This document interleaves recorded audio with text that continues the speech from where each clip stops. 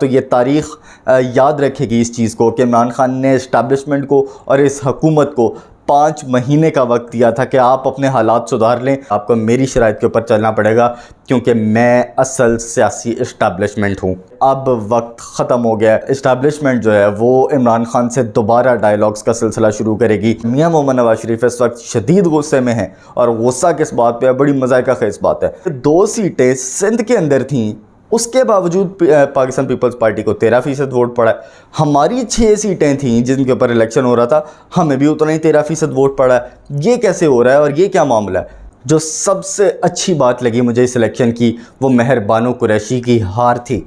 जी हाँ, अगर इमरान खान लॉन्ग मार्च करते हैं अक्टूबर के अंदर तो फिर हो सकता है कि मेरे अजीज़ हम वतनों का खिताब सुनने के अंदर आए। देखिए डिजिटल मीडिया पर पाकिस्तान का सबसे मोतबर न्यूज़ शो उमूर हाज़िर। मज़ीद ख़बरों और बेलाग तबसरों के लिए चैनल को सब्सक्राइब करें। 16 अक्टूबर का सूरज गुरूब होने के बाद जो भी अगला सूरज अब तुलू हो रहा है वो इमरान खान के लिए अच्छी ख़बरें ला रहा है, बड़ी बड़ी ख़बरें हैं। और एक ख़बर ऐसी है जो कि आपको अगले आने वाले दिनों का एक पूरा अहवाल जो है वो बयान कर देगी। सबसे पहले मैं आपको ये बता दूं कि इस इलेक्शन के नताइज के बाद ये सारा जो भी मामला हुआ, जो 76% इमरान खान की कामयाबी का तनासब रहा, उसके बाद अब आप आइंदा आने वाले दिनों के अंदर ये देखेंगे कि किस तरह से इस्टेब्लिशमेंट जो है वो इमरान खान से दोबारा डायलॉग्स का सिलसिला शुरू करेगी। गो के ये डायलॉग्स पहले भी किए गए थे और उसके बाद इनको लारे लगाए गए। तकरीबन 5 महीने तक इनको लारे लगाए गए। लेकिन आप याद रखिएगा, इमरान खान ने आज प्रेस कॉन्फ्रेंस किया और उसके अंदर कहा कि मैं अक्टूबर के अंदर ही लॉन्ग मार्च करूँगा। तो ये तारीख़ याद रखेगी इस चीज़ को कि इमरान खान ने इस्टेब्लिशमेंट को और इस हुकूमत को 5 महीने का वक्त दिया था कि आप अपने हालात सुधार लें, आप अपने दिमाग सुधार लें, आप इस कौम की जो किस्मत है उसको सुधार लें और नए इंतखाबात की तरफ चले जाएं। लेकिन आपने उसकी वो बात नहीं मानी, आपने अवाम की बात नहीं मानी, आपने अवाम के वोट को इज़्ज़त नहीं दी। आपने सिर्फ़ और सिर्फ अपने मफाद की खातिर इस वक्त पूरे मुल्क को दाव पर लगा दिया है। लेकिन इमरान खान ने आपको 5 महीने का वक्त दिया था जो कि अब वक्त ख़त्म हो गया है। अब आप मज़ीद ख़बरें सुनेंगे कि इमरान खान से बातचीत की कोशिशें जारी हैं कि किसी तरह इमरान खान को कन्विंस कर दिया जाए कि हम इलेक्शन की तरफ जाएंगे। लेकिन मैं भी आपको ये ख़बर दे दूँ कि अब इमरान खान नहीं रुकने वाले। अब वो फ़ैसला कर चुके हैं। तंजीमी लेवल के ऊपर एक एक शहर, गाँव कस्बे कस्बे उन्होंने चक्कर लगा लिया है और एक एक तंजीमी कारकुन की ये जिम्मेदारियां लग गई हैं कि अब जो कॉल आएगी उसके ऊपर नहीं रुकना। और उसके अलावा उन्होंने एक और बात कर दी है कि अगर हम इस्लामाबाद आ गए, अगर मैं इस्लामाबाद आ गया तो मेरी आवाम मेरे कंट्रोल में नहीं रहेगी। इसका अल्टीमेटम भी दे दिया है। आपको एक बड़ी ख़बर और दूं कि मियां मोहम्मद नवाज शरीफ साहब, मैं तो आपको पहले भी ये ख़बर दे चुका हूँ कि इनके आपस में PDM के जो ताल्लुकात हैं वो सिर्फ़ उस एल्फ़ी की, इमरान रियाज़ ख़ान ने एल्फ़ी का वर्ड यूज़ किया कि जिन्होंने इनको एल्फ़ी की तरह जोड़ा हुआ है, सिर्फ वो एल्फ़ी नहीं उतार रहे, वरना ये बाकी ख़बर मैं दे रहा हूँ कि ये अलग हो चुके हैं, इनके टुकड़े बिल्कुल अलग अलग हो चुके हैं। ये आपस में इनकी जो झीना झपटी है वो अब ख़त्म हो गई है, इनके केसेस ख़त्म हो गए हैं।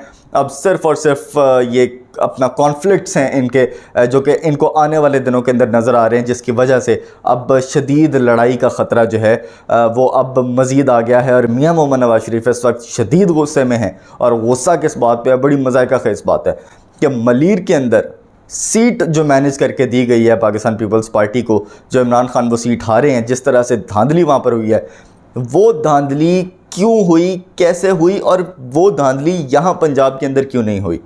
उनको मसला ये है कि पीपल्स पार्टी वहाँ से सीट निकालने में कैसे कामयाब हो गई और हम कैसे हाथ पे हाथ धरे जो है वो बैठे रहे और ये कैसे हो गया सब कुछ।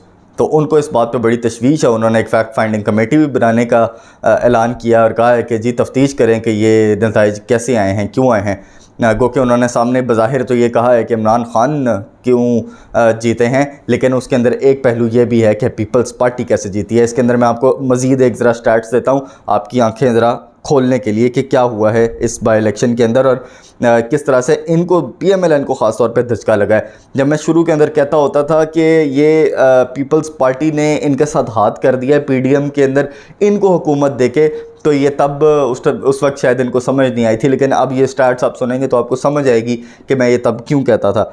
PTI को इस वक्त जो वोट पड़े वो 49.5 के करीब परसेंटेज के अंदर वोट्स PTI को पड़े। अगला सुने, मियां मोहम्मद नवाज शरीफ की पार्टी को 13.6 वोट पड़े। पीटीआई बिल्कुल वन साइडेड होके आधे वोट वो लेकर साइड पे हो गए।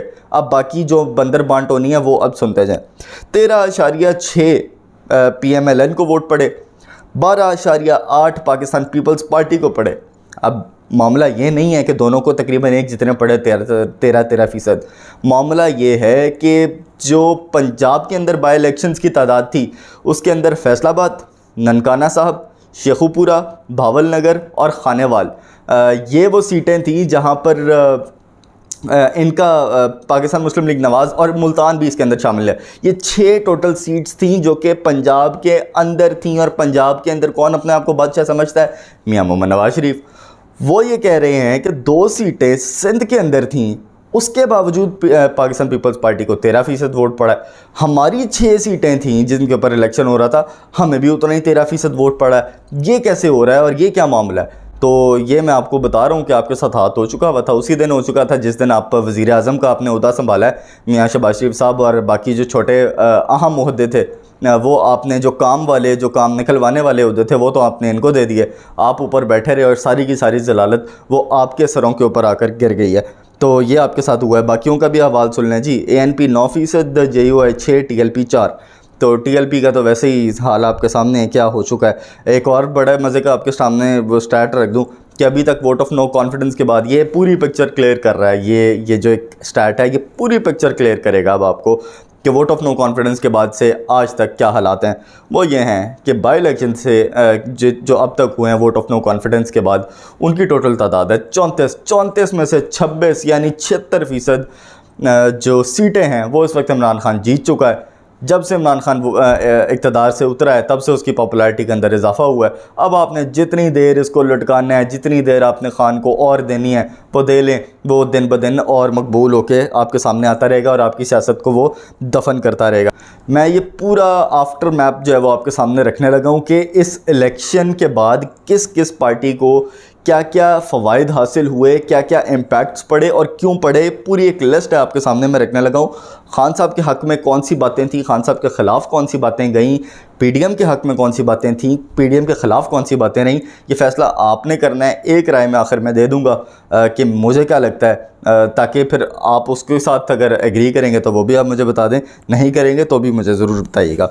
सबसे पहले इमरान खान के हक़ के अंदर जो चीज़ें गई वो मैं आपको बताता हूँ कि सबको पता था कि इमरान खान तो इस्तीफ़ा देने लगे हैं, उसके बावजूद अवाम ने इमरान खान के बयानिए का साथ दिया। इसका मतलब ये है कि इमरान खान का बयानिया अवाम के अंदर मकबूल हुआ। दूसरी बात, PDM वो तो ख़ुद इलेक्शन से भाग रही थी। जिस तरह से राना सनाउल्लाह ने बार बार ख़त लिखे इलेक्शन कमीशन को, इसका मतलब ये है कि PDM इलेक्शंस को फेस ही नहीं करना चाहती। इसका मतलब ये है कि वो ये जानते हैं कि वो अवाम के अंदर एक गैर मकबूल जमात बन चुकी है। कभी सिक्योरिटी का बहाना, कभी सैलाब का बहाना, तो कभी सैलाब के बहाने से ही सिक्योरिटी का बहाना। ये तमाम चीज़ें जो है वो लेटर्स के अंदर लिखते रहे हैं, जो कि ज़ाहिर करती हैं कि किस किस्म की PDM इस वक्त ख़तरनाक हद तक अपनी सियासी गेम को बचाने के लिए बिल्कुल लाचार नज़र आ रहे हैं। आगे चलें जी। इमरान खान के हक़ में जो आखिरी बात यहाँ पर नज़र आ रही है वो ये है कि ये तमाम वो सीटें थी, आपको मैंने सारी कैलकुलेशंस के साथ बताया था कि ये खान ने जो सीटें जीती थी, जिस तरह से जीती थी, जिस तरह जितवाई गई थी, उनके अंदर ये सारी की सारी सीटें सबसे मुश्किल सीटें थी इमरान खान की, जिसके अंदर इसके जीतने के इम्कानात तकरीबन 10% के करीब थे। क्योंकि ये बिल्कुल PDM के अगर आप वोट बैंक का अगर आप इकट्ठा करें इसके अंदर 2018 का, तो वो 70% 80% होता था, बाकी इनका तो 20% होता था। तो यहाँ पर इमरान खान की सूरत हाल शदीद ख़राब थी। लेकिन इन सीटों को भी जीत कर, 8 में से 6 सीटें ये वाली जीत कर और नून लीग की 3 में से 2 सीटें जीत कर इमरान खान ने यह साबित किया है कि वो इस वक्त पाकिस्तान के सबसे मकबूल तरीन सियासतदान हैं। अब PDM के हक़ में कौन सी बेहतर चीज़ें गई या फिर इमरान खान के ख़िलाफ़ इसके अंदर कौन कौन सी चीज़ें गई वो देखें जी। कि इमरान खान ने पार्लियामेंट के अंदर अपनी ही 2 सीटें गंवा दी। अगर वो कहीं पर पार्लियामेंट के अंदर जाकर कुछ मज़ीद कोई सीटें मैनेज करके या अपने इत्तेहादियों को मना कर, जो पुराने इत्तेहादी थे, अगर इस हुकूमत को गिराना भी चाहते तो अब वो और मुश्किल हो गया, क्योंकि 2 मज़ीद सीटों का डेंट अब इमरान खान को यहाँ पर डल चुका है। अगली बात, इमरान खान तमाम सीटों के ऊपर खड़े थे। 8 में से 7 सीटों के ऊपर इमरान खान खड़े थे। एक वाहिद सीट थी जिसके ऊपर इमरान खान नहीं खड़े थे, उसके ऊपर इमरान खान हारे। 7 में से एक तो वो हारे, वो जिस तरह से हारे, वो वहाँ पर जो कुछ हुआ मलीर के अंदर, जिस तरह से इलेक्शन मैनेज किया गया, जो जाली वोट डाले गए, मुसल्ला लोगों ने आकर वहाँ पर वोट डलवाए, जो कुछ हुआ वो आपके सामने है, मुझे उसके अंदर जाने की ज़रूरत नहीं है। लेकिन उसके बाद आप देखें तो एक मेहर बानो कुरैशी थी जिनको इमरान खान ने टिकट दिया और वो भी हारी। इसका मतलब ये है कि क्या अगर इमरान खान वो 7 सीटों के ऊपर कोई अलग अलग कैंडिडेट खड़ा करते तो क्या वो जीत पाता?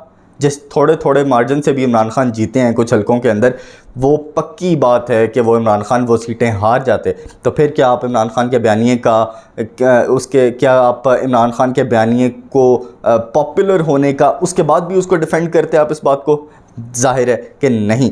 अगर आप वो सीट हार जाते तो इमरान खान का आप ये समझते कि बयानिया कमज़ोर हो गया है और वो नहीं बिका है। उसके बाद एक और चीज़ आपने देखी कि इमरान खान ने जब खुद ये सारी सीटें लड़ी तो इसके अंदर एक और पहलू ये सामने आया कि अगर इमरान खान किसी और को टिकट दे देते तो जो पार्टी के अंदर इख्तलाफात शुरू हो जाते हैं उस हलके के अंदर कि एक कैंडिडेट को अगर वोट ना मिले तो एक ख़ास आवाम होती है जो कि उस कैंडिडेट को के सपोर्ट में दूसरे कैंडिडेट को सपोर्ट नहीं करती फिर, और वो आपस में क्लैशेस की वजह से मज़ीद जो है वो मसाइल पैदा होते हैं कि अगला टिकट किसको मिलेगा, इस दफ़ा इसको क्यों टिकट दिया, इसको क्यों नहीं दिया।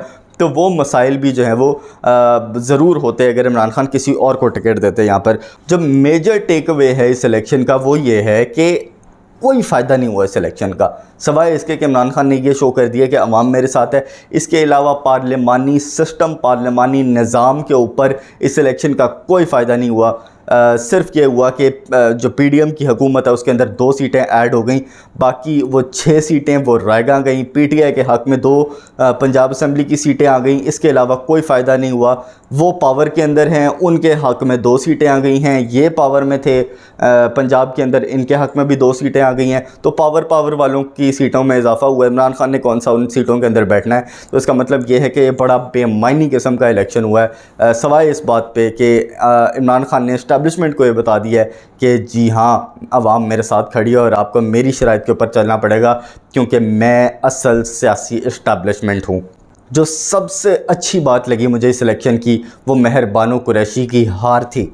जी हाँ, मैं इस बारे में बात नहीं कर रहा कि मुझे मेहर बानो कुरैशी पसंद नहीं है या कुछ और, लेकिन पाकिस्तान तहरीक इंसाफ के कारकुनों को सलाम है जिन्होंने इस मौरूसी सियासत के ख़िलाफ़ वोट डाला। ऑल्दो उस इलेक्शन के अंदर फिर भी मौरूसियत जीती है। अली मूसा गिलानी गो के मैं इन दोनों कैंडिडेट्स की बहुत तारीफ़ करूँगा, बहुत सुलझे हुए लोग हैं ये दोनों कैंडिडेट्स। मेहर बानो कुरैशी एक आउटस्टैंडिंग ऑरेटर है, वो एक खूबसूरत बोलने वाली और बड़ी इंटेलेक्चुअल खातून है, लेकिन सिर्फ इसलिए कि वो शाह महमूद कुरैशी की बेटी थी, इसकी वजह से, क्योंकि बाप पहले उस सीट के ऊपर खड़ा होता है, फिर बेटा और उसके बाद उसी की बहन, तो ये मौरूसियत जो है वो अब आवाम कबूल नहीं कर रही। और इमरान खान साहब को ये बात समझ जानी चाहिए कि अब वो मौरूसियत के दौर ख़त्म हो चुके हैं। अब वो वक्त ख़त्म हो चुका है कि जब बाप और उसके बाद उसका बेटा और फिर उसकी बहन अगर इस मुल्क के अंदर इक़्तिदार की कुर्सियां संभालेगी या फिर पार्लियामान के अंदर जाके विराजमान होंगे।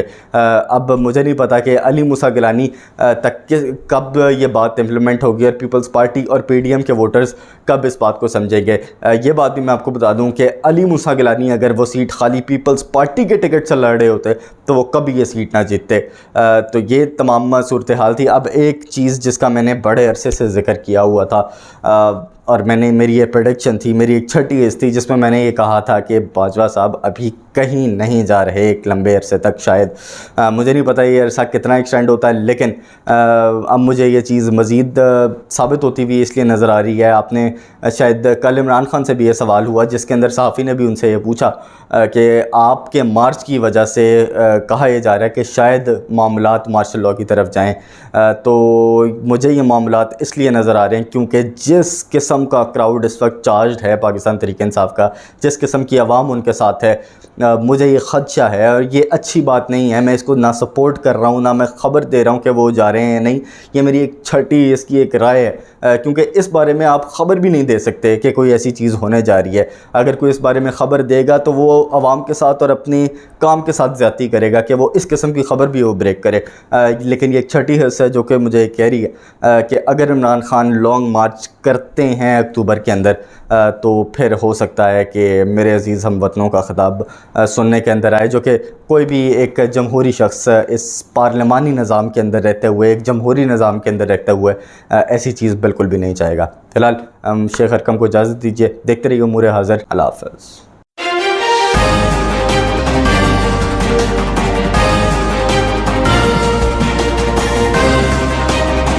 देखिए डिजिटल मीडिया पर पाकिस्तान का सबसे मोतबर न्यूज़ शो उमूर हाज़िर। मज़ीद ख़बरों और बेलाग तबसरों के लिए चैनल को सब्सक्राइब करें।